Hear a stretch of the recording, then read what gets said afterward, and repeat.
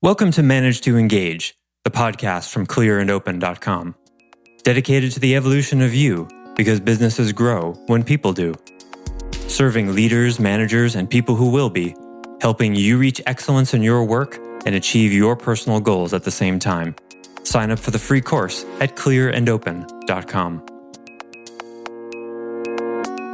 It's a tricky thing because in one way it's not your responsibility, but a manager takes responsibility in their own self-interest and in the name of service to do their best to not trigger people's fight, flight, or freeze response.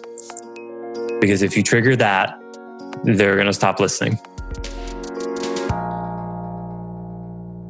Hi, it's Joseph, and thanks for tuning in to Manage to Engage, the podcast from clearandopen.com. As a manager, you can't step in and solve someone else's problems, but you can hold up a mirror so that someone can see the problem and start solving it themselves.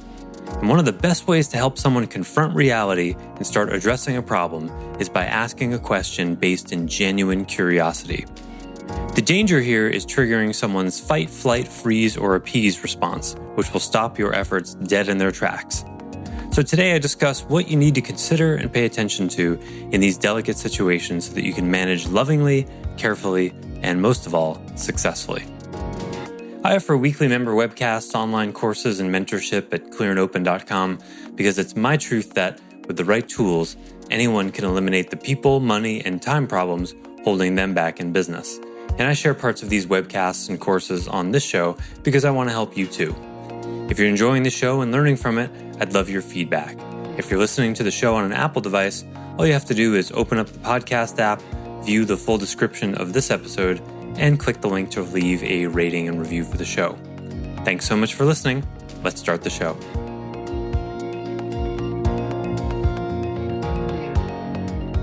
Peter, you had your hand in your face a little while ago, I think. Was that a hand in face realization moment? You had both hands in your face. I don't remember what it was. I was reacting to something at some point that Angel said, because I think, Angel, you said you didn't know how he was going to react to that, which is just downstream of he didn't know how to answer your question that you were. I thought that was an interesting parallel. You had to face not knowing what his reaction would be if you ask something like, "Gee, well, what's that like for you when you don't know?" or something like that. I thought it was just an interesting parallel, which is another way of saying a mirror. That these situations often hold up in front of our faces. Yeah, maybe that was the moment for both of you for Angel to say, "Yeah, let's hang out." And I don't know right now because there's a lot of stuff I don't know either.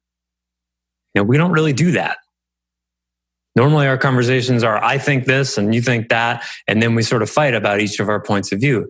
Let's just not know things for a while. Here's 5 things I don't know. You know what it's like? It's like, and I think I laughed because I know all too well where that would go. But like in my big fat Greek wedding where the aunt says, "Tell me what to say, but don't tell me what to say." It's that. There's a couple of really great moments in that movie. A great, brilliant movie. Tell me what to say, but don't tell me what to say. What movie is that? My Big Fat Greek Wedding. Oh, yeah. I was thinking that, like, the questioning, in my experience, really has to be tied to a genuine curiosity, not a manipulation. So when I learned this skill from Joseph, I started using it everywhere. And my wife picked up that while the questions were revealing more about her to me than any other time in the past, there was an angle that she could tell I was taking. Yeah. That at one point she's like, "Stop doing that Joseph thing with me." and she wasn't the only one. And so like that's where the mischievousness, like for me, it really did come down to, I had to get to a place of, I actually am genuinely curious to hear what they say. And I don't have any idea what they're going to say, because the tone of the question is going to be different. And probably the question's going to be different. Yep. And so I think you're right, Angel, in the recognizing that it's like now you're kind of screwing with him, because when that changed, and especially in my marriage, when I became legitimately curious, irregardless of what the answer was, yeah, that relationship changed dramatically. When I did that here, that changed as well. And my wife can, even now, she can tell when I'm not asking a question because I want to know. I'm asking a question because I want to get her somewhere. And I think people here can do the same. Well said, Jamie. Yeah, it's tricky because you have to balance the wanting to lead them somewhere or smelling that something is up and seeing something if the more you see sometimes of that, the harder it is to have an open, genuine curiosity about the person's experience. That's the yang is, I know where this ought to go and I want to move them somewhere, or I can see something that's off here. And the yin is, but I really want to know their experience. I want to connect with them. And depending on what you're trying to do, you might have varying amounts of each. Someone like a spouse will have the least tolerance for the yang side, and an employee is going to have probably the most. But you want to dial that in a way that makes sense. But if you look at even in management, a manager cares about the experience of the employee, and so that there needs to be a curious wondering, because the basis of curiosity is love, of course. Curiosity, it's a wanting to be with something, connect with something. That's love. So when a lawyer asks a question, in a cross-examination, it's probably not coming from love, right? They're wanting to elicit they're wanting to get them to say something, So I'm confused. A moment ago, you said that on the night of the 13th you were and stuff, but then how could you have, that? That's horseshit confusion, right? That's manipulation. They're not really confused. There's a time and a place for that. And I admit there's a part of me that loves doing that. Oh, just loves when someone's actions don't comport with their previously declared goals or desires. Yeah. Yeah. So you could love the devious mischief, screwing someone to the wall with a question thing. I think that has a time and a place, and it can draw a boundary with someone who needs a boundary really well. It's great. Or if you've ever happened to be a litigating attorney or whatever, or you're in step 5 of the accountability path with an employee, and you're saying, so help me understand something. You say you're completely committed to being the best possible employee, yet you've been late every day for the last 5 days. How does that fit? That's a boundary. Where it's going, and the situation doesn't require they haven't earned a curiosity like that. So you're turning up the heat. But if you're early on the accountability path, then what's called for is a lot of latitude and a lot of real curiosity. You really want to know. And people will relax and be able to be more honest that way. And you'll find out, that's the thing. You just keep asking questions and see how people respond. You'll find out whether you're being too mischievous or not mischievous enough, right? If you're just, a new age blissed out lovey-dovey person, and you're just like, how does it feel to be you right now? And ask lame questions like that, then you're not going to get anywhere, right? You have to have a certain amount of yang directiveness. What support do you need from me as your manager? So I hate that question. How can I help you succeed today? It has to have some edge to it. I think I'm close to being able to point out a pattern to my bookkeeper of a tendency that she has, and I just haven't had the guts to pull the trigger yet. Mm-hmm. But I've done it in at a time thing, like this morning. This morning we were working on some corrections needed to happen in some of the financial reports. So at a particular step, she came in and showed me a report where 2 numbers. She said, this number, it wasn't what I expected it to be. And then so she goes over to something else thinking she can fix it somewhere else. And I said, well, wait a minute. What happened to your something didn't feel right over here? Nice. Aren't you going to aren't you, your gut told you, am I right? Your gut told you that something wasn't right there. Nice. Don't you see that you got to fix that before you can go over to this other place? And that's actually a very common theme where something won't make sense, but she'll let it be and just move on. Oh boy. So that's a juicy one. Where else is that happening in her life? It is a juicy one. Yeah. So I think that it's time. Right on. And it has to be one of those curiosity things. I've noticed a couple of times that you've done this, and I'm just wondering what's happening at that moment when you see that, and then you go to something else. And probably the best way to discern whether it's time, or one of the ways to think about it, is to think in terms of the fight, flight, or freeze response. It's a tricky thing because in one way it's not your responsibility, but a manager takes responsibility in their own self-interest and in the name of service to do their best to not trigger people's fight, flight, or freeze response. Because if you trigger that, they're going to stop listening. So that's what the accountability path really is. It's a sort of framework for how to turn the heat up slowly so that you minimize the risk of triggering that shutdown response. So learn to watch people really carefully when you bring something that's difficult for them to hear, and watch, what do they do? Does their breathing change? Do they fold their arms? Do they furrow their brow? What kind of shutdown contraction responses? What is their typical fight, flight, or freeze response? Is it fight, flight, or freeze? Do they, what kind of excuses do they make? An excuse is another kind of way of looking for a deflection.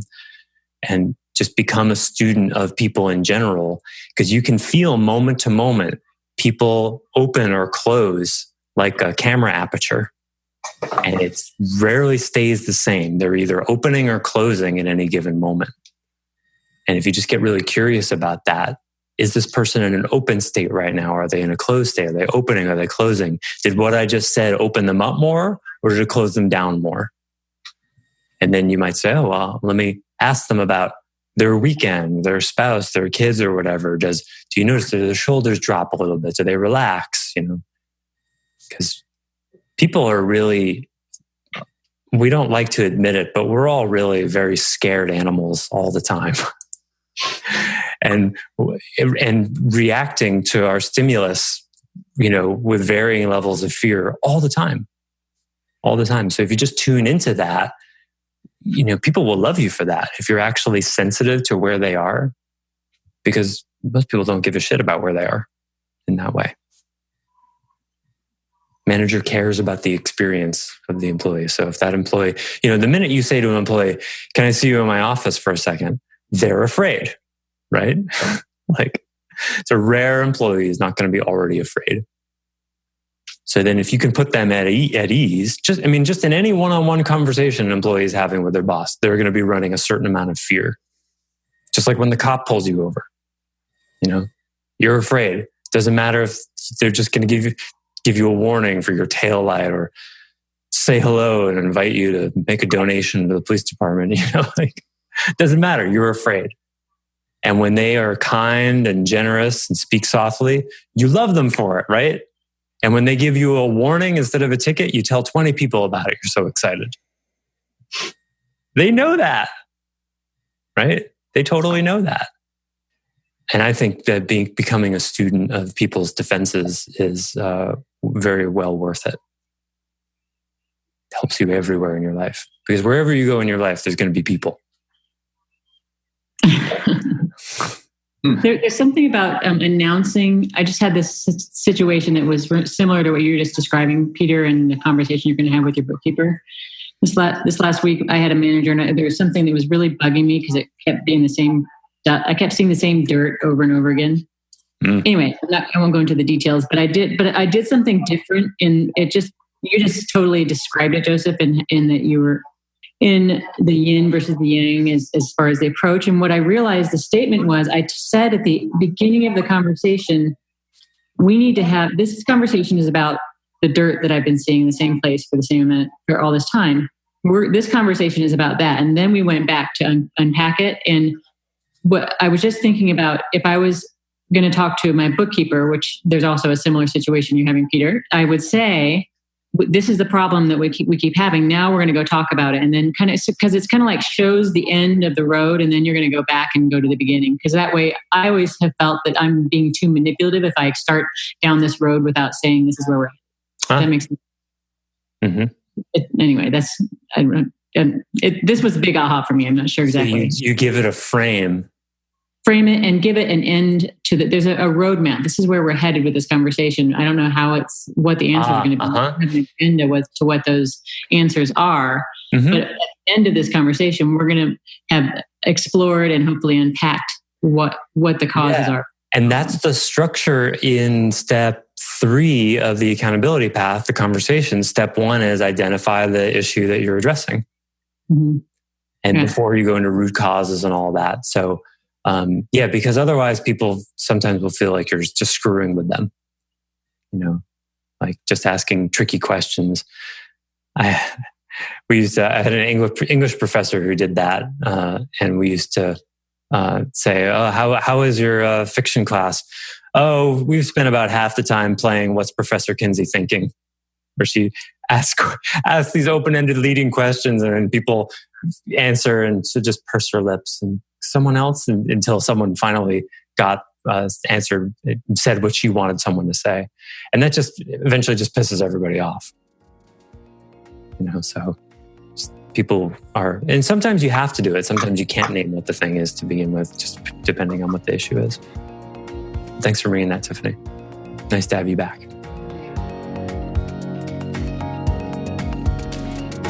Thanks for listening to Manage to Engage, the Clear and Open podcast. Join us next week when you'll be a little bit closer to who you're destined to be. Until then, know that Clear and Open is dedicated to the evolution of you, because businesses grow when people do. If you want to help the show grow, I'd appreciate you leaving a rating and review on iTunes.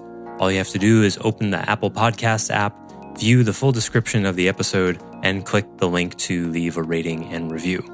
Or you can go to clearandopen.com/review and it will bring you to the right place. If you're looking for more support on your journey, head over to clearandopen.com for even more tools, articles, and free resources. Thanks so much for listening. Bye for now.